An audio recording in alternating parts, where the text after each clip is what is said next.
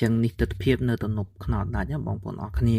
ចឹងសម្រាប់បងប្អូនក្នុងការបនអុំទូកនេះអត់ដឹងថាតលេងនៅទីណាចឹងបងប្អូនអរគ្នាអាចមកទំនប់មើលខ្នោតដាច់បានជាពិសេសបងប្អូននៅតាមបណ្ដោយផ្លូវជាតិលេខ3គីគៀមដុំផ្សារប៉ាំងសីអីហ្នឹង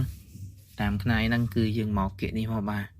ចឹងដូចជាវត្តអង្គជុំអីឆ្នាំហ្នឹងគឺអត់អុំទេគឺខ្នោតដាច់យើងគឺមានការអុំទូកបងប្អូន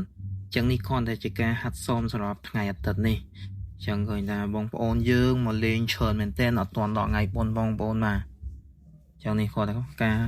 សកម្មភាពហាត់សមអុំទូកនៅទំនប់ខ្នោតដាច់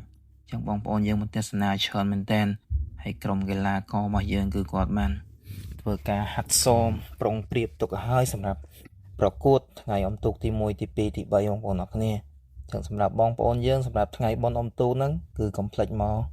ចូលរួមទស្សនាទាំងអស់គ្នាឲ្យបានច្រើនកកចុះនេះគឺមនុស្សច្រើនកន្លែងនេះថតមនុស្សរៀងតិចទេបងប្អូនកន្លែងទៅមុខមកហ្នឹងគឺអ្នកមកលេងច្រើនមែនតើហើយបើថាអ្នកលក់ដូរវិញគឺច្រើនសម្បូរបែបមែនតើបងប្អូនចង់ហូបអីក៏បានដែរតាមផ្លូវនេះគឺរបស់ក្មេងលេងអីគឺថាច្រើនមែនតើចឹងថ្ងៃអុំទូកទី1ទី2ទី3គឺដឹងថាសប្បាយបងប្អូនហើយចំណីហូបចុកអីហ្នឹងគឺមិនខ្វះទេស្អីក៏មានដែរបងប្អូនហើយបាទ